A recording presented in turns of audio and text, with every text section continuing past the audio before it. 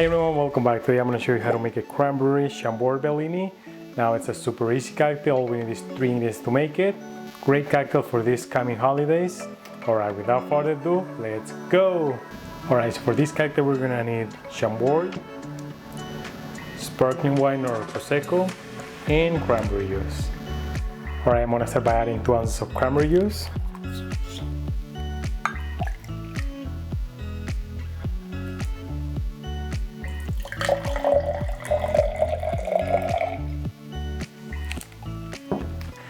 One ounce of Chambord,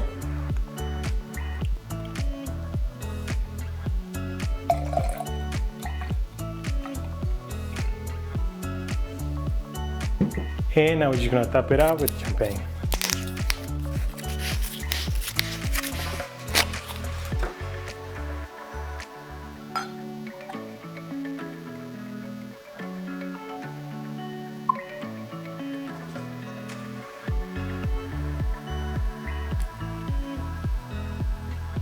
And we're ready to garnish. I'm gonna garnish it with some frozen cranberries and some rosemary.